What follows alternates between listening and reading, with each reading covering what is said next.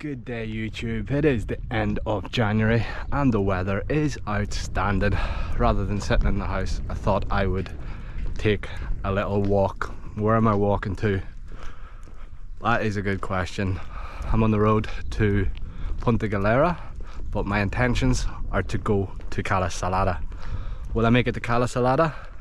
I think so. I think I'm going on the right road. I haven't looked at maps because I just want to make sure I'm going the right way. This is a walk I used to do during COVID, but it has been a while, so I'm familiar with the place. As you can see behind me is the big hill in San Antonio, so we're effectively on the other side of the hill. I'm going to talk about why I moved to Ibiza. Seems like a lot of you have asked me that on Instagram and TikTok. Give you a little bit of an insight. Just something to do. To be honest, I'm absolutely bored out my head. Nobody wants to do anything in January. Good old Ibiza. Wait till everything's popping off before anyone wants to do anything. So let's go and walk.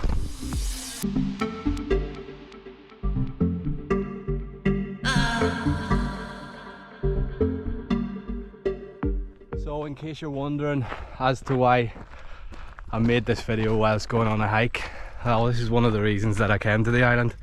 Just that sense of freedom, you know. 20 minutes I was sitting in the house in the middle of the town centre and decided just to go for a walk, and here we are in the countryside just outside San Antonio on our way to what is probably notably one of the most beautiful beaches, and I have no doubt you're in for a treat when we get here. Look, there's not a cloud in the sky.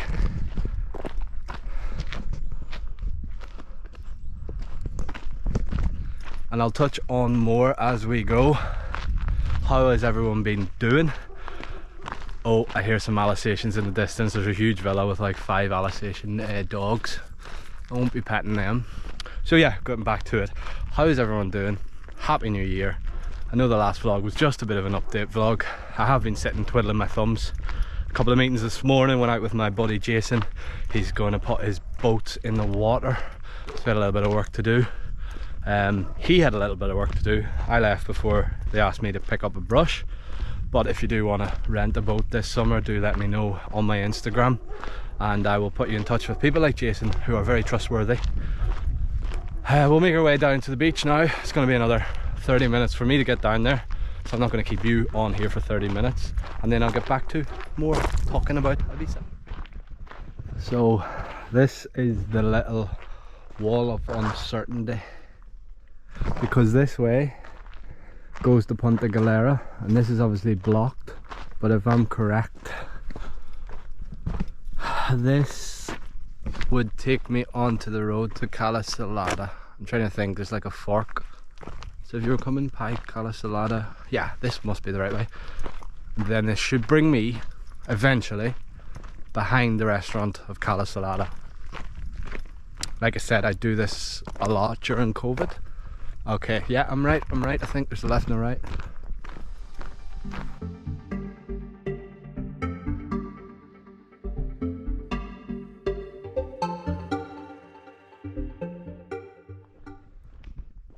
We have another junction.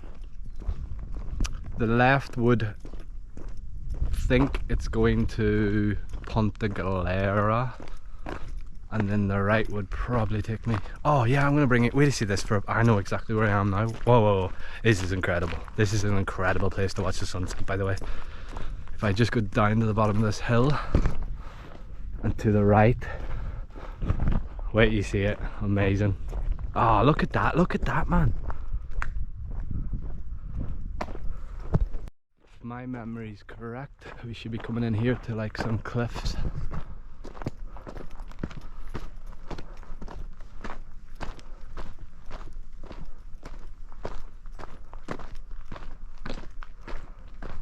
Unreal, look at that.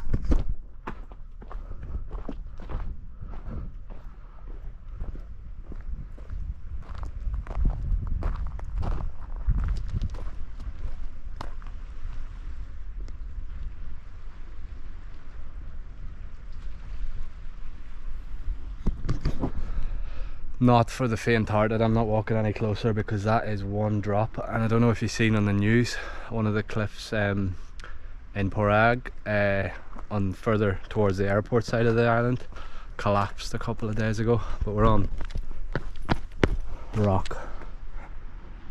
Not that that makes a difference.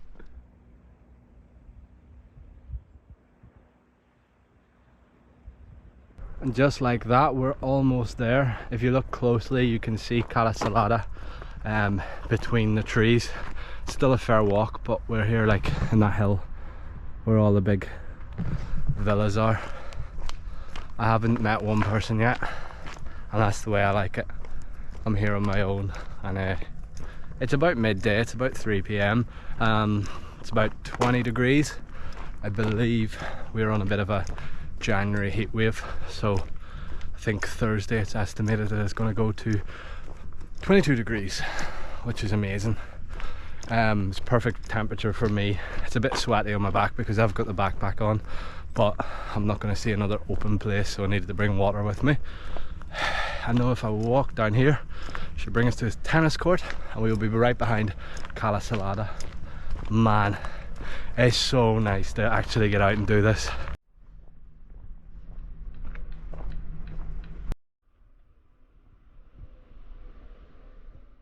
So getting back to the point of the video, okay, that was lucky because I was about to walk down that way. Getting back to the point of the video, why or how did I end up coming to Ibiza? Good question. I left school when I was 17. I wanted to be a joiner. Let's just say it didn't work out. All my mates in joinery class wanted to go on holiday and they booked Ibiza, and I was like, no, that's not for me, not a chance. I am not going to that place. The only idea I had of Ibiza at the time was Ibiza Uncovered. Boozed up Brits. Little did I know that I would become one of those boozed up people. I'm kidding, I haven't had a drink in a few weeks now. But yeah, I didn't want to go, wasn't for me, and I decided not to go. One of my mates crashed his car and didn't have enough money for the car and the holiday. At the time I had quit the joinery class. I started working for British Telecom, and I was making good money. I was only 17, so I decided that I would go on a holiday, paid off the holiday, came here, had the time of my life.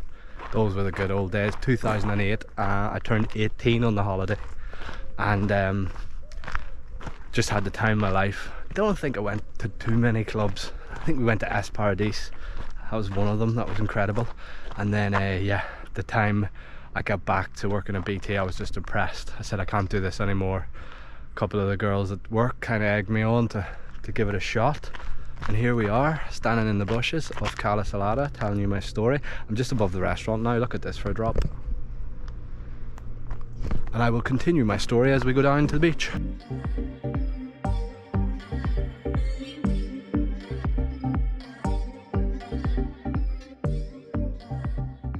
We made it, and as I mentioned, we literally come on the roof.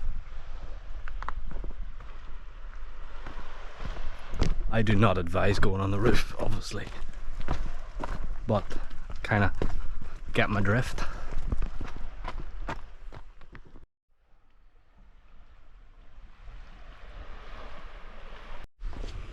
There we have it. We're down. We're on the beach. That was quick. The only guy here from what I see. Oh no, there's one other guy lying on the rocks. So peaceful, man.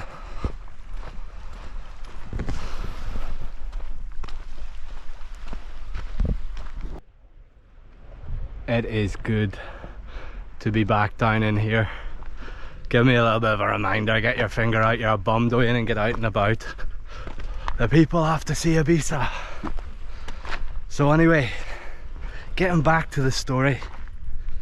After going back to my job and absolutely hating life, I decided to book a one-way trip.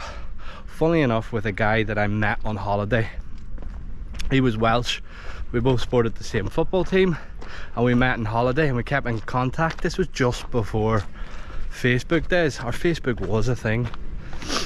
I met a guy called Sean. He owned a little bar called the Huddle Bar, and I kept in contact with him. So I literally had one contact in Ibiza, and started seeing all his posts, it was breaking my heart, them going on boat parties and, you know, just day to day, out on a Monday night, a Tuesday night, a Wednesday night.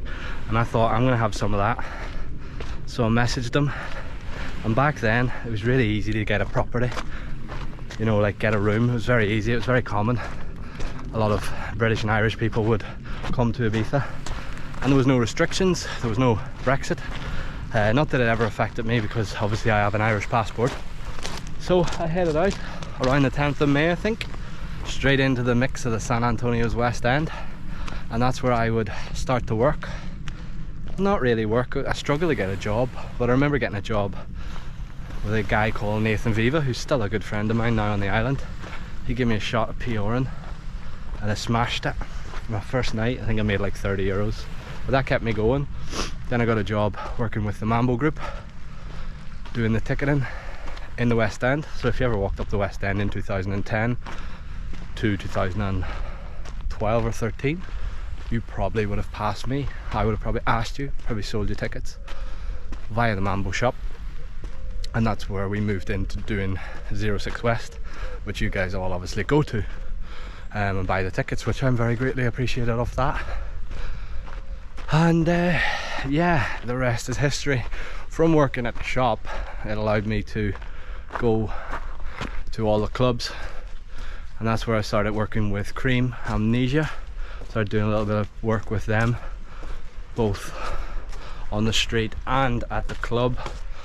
I think I'd done the door once at Privilege for Radio 1, the most hellish day I've ever had. I think there was 10,000 in the club that night. And then bit by bit, I set up a little thing called Ibiza Club News, which became a big thing. Started doing marketing for all the clubs and beach clubs and restaurants, putting them on Facebook, putting them on Instagram with my buddy Kev. So a lot of the big pages that you see, believe it or not, it was me that set them up, and Kevin. And from that, we had a few years of marketing, and I just didn't really enjoy it. I'm not going to name the clients, but like, you can wonder why I can walk into the beach clubs and make videos very easy. And I'm out of breath. We'll get back to the rest in a wee minute.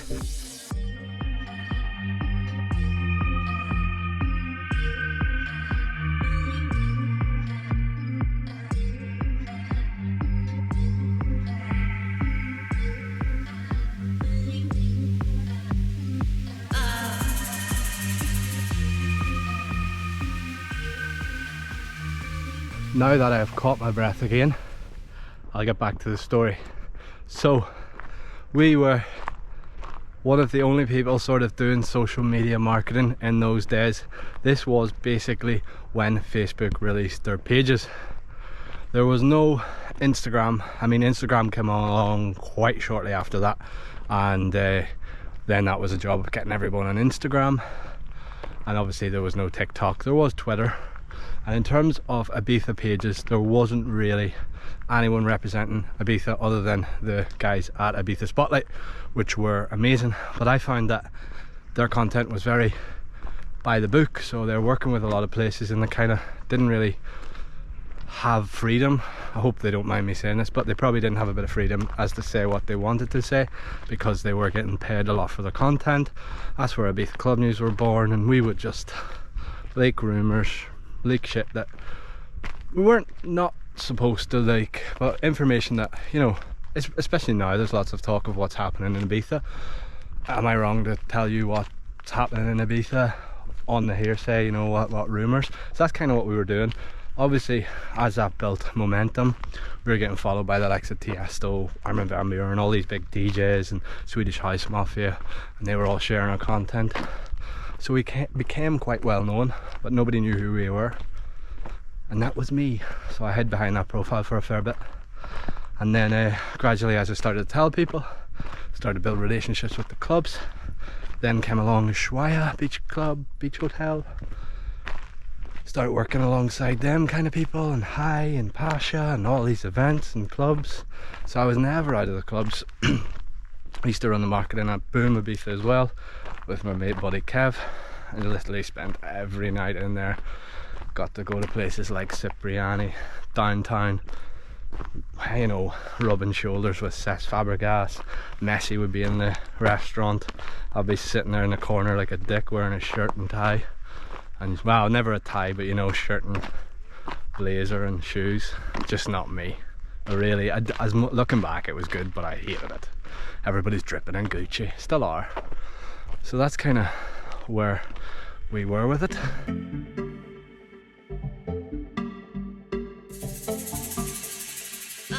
So we're not going to go back the same route. I'm going to take you via Punta Galera. I'm not going to go into Punta Galera to see Alex in the cave. I will do that another day. He's a really cool guy. Anytime I go down to the cave, I like to bring him a bit of tobacco, and I don't have anything with me, so I don't want to go down there empty-handed. Not that he needs it or he wants it, it's just always a sort of nice gesture for him. Am I on the right road? Yeah, we're going to walk down here now to Punta Galera. This is the road I took you where the cliff edge was, but we're going to go all the way around. And yeah, so that's a little bit of an insight into, I suppose, who I am.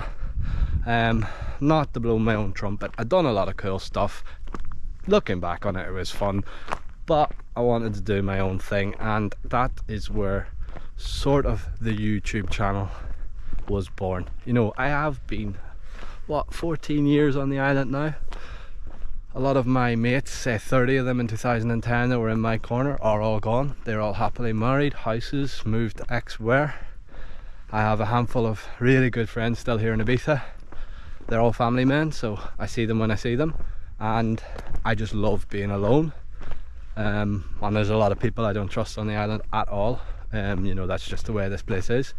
Everyone's out for a quick buck, and yeah, there's a lot of fakeness on the island. And I would say to the people's face, I'm not you know, I'm not bitching. It's just, that's just the way it is, and I guess it's like that in any sort of destination where people are coming to Ibiza. They're usually running away from something or trying to better their life, and unfortunately that means they'll do anything to better their life, and they hurt people along the way. So I keep everyone at a distance that's not close to me, and that works well for me. Not to say that I haven't met really good people. Do you know what? Do you know what I find really rude? See, in Ireland, if you meet somebody, you make eye contact with them. You say, how you doing? Hello. Whether you know them. I said hello to that man. He looked at me and he said it in Spanish as well. Some people are so rude, like, at least give me a nod, like, there's nobody else here. Well, look at this for a view.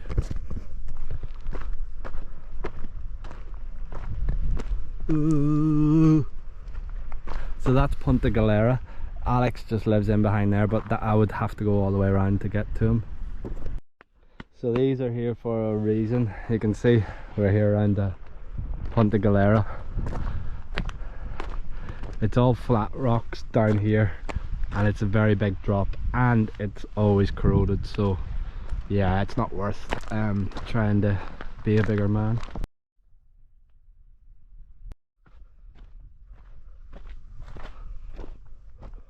So let's talk YouTube. So basically, I have a very good friend whom will be in the vlogs very soon. We just always never get round to it. My mate Henry, who owns Sonic Vista Studios in the hills of Ibiza. I'm not going to disclose the location because it is an incredible studio where artists such as Lady Gaga, 50 Cent, like James Blunt, David Guetta, all these amazing artists go to use the studio. Clients like Johnny Depp, and Henry, I suppose, has been a bit of a figure for me when I'm feeling down. Oh, look at this, I'll just show you this, sorry. See, that's Punta Galera. You see a guy walking over the rocks. Yeah, so Henry opened his arms to me. I was working with Gibson guitars on a project for the International Music Summit at the Hard Rock Hotel many years ago, and I met Henry, and he mentioned that he owned the studio, and I was just mind blown. I love music, can't play for shit, but I love music, and I said I wanted to see the studio. So Henry invited me up to the studio, and from that day we became really good friends. Said I had the key to the studio anytime I want to go up, I used to go up there and just get so much inspiration, meeting so many cool individuals. I'm not going to mention the names, but like, you can imagine who's up there. And one day Henry sat me down and said what I do and the contacts I have. He says, you need to be vlogging. I'm like, what the fuck's vlogging? So he goes, check out this guy, Casey Neistat. He's in New York. And I started watching his videos and I was like, this dude's in New York. So if you don't know, I love New York. It's my favorite place. It's where my best friend lives, and that's why I spend a lot of time in New York. I've been so lucky. I've spent over a year of my life in New York, predominantly in Queens, and obviously spent most days in Manhattan running around, life of luxury. So yeah, I just got hooked on this guy and I just was like, right, I need to do that. Looks so easy. Little did I know, I made the mistake of trying to be like that guy. It just wasn't working. I was making vlogs for months and nobody was watching them. And then I gave up on the YouTube channel. Said that's it, it's just not working, nobody's interested in Ibiza. And then COVID came. I remember losing all my money, losing any hope of having any money because nobody was advertising. And I was working with a DJ agency, my friend Neil, who runs Do Not Sleep, and now he's the music director of Amnesia. I turned to him and I was like, mate, I don't know if I'm going to make it round because there's just no money's going to come in for months. And he was like, yeah, it's going to be difficult. So I went all in into YouTube. I don't know if Neil still watches my videos, but he told me I was daft, take a side project. And he was right, he was totally right. He goes, don't put all your eggs in one basket. And I was like, fuck it, let's go for it. So I had to like move out of the apartment at the time. And then my two mates, Kieran and Matt, who I still are my best friends, I'm with them every day. They had a spare room going above their business. And they were like, look, we can't open the business. Go and live above it. It's not the best, but you can make it the best. And don't worry about rent. So in the early days of coming back on YouTube, I had that luxury. I don't give a shit about money because I knew I would always make money, but I didn't have any overheads. There was no jobs coming in, and that's when I was just rolling around the island doing what I do. So yeah, I got back to getting a new apartment and everything's kind of going alright. Difficult few months ahead, but thanks to you guys, I'm getting to live my dream and probably your dream. So yeah, it's been an interesting few years, and I suppose the saying there is never give up. I did give up on YouTube, and COVID was a bit of a blessing in disguise because I stopped doing what I really wasn't enjoying, or I didn't know that at the time, and now here we are. I'm fucked again, I'm gonna have to stop. I'm almost home. Here we have the back of the hill in San Antonio and leading on to the main town where we will pass Aku and the Tanit Hotel. It obviously has a new name and it's 5-star right now.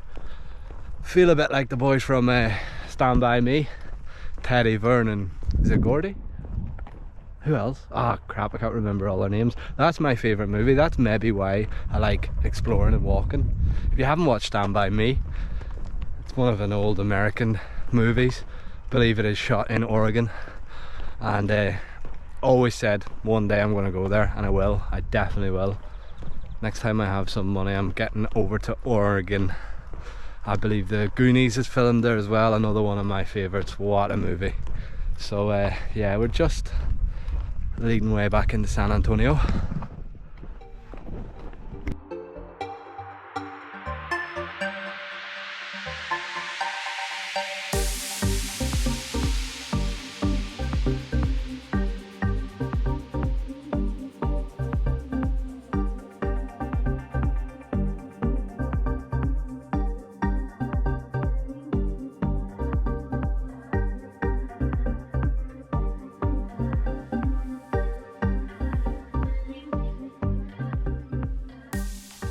I think we have timed this sunset to perfection. Honestly, this is possibly one of the best days I've ever had in Ibiza in terms of weather. Look at this.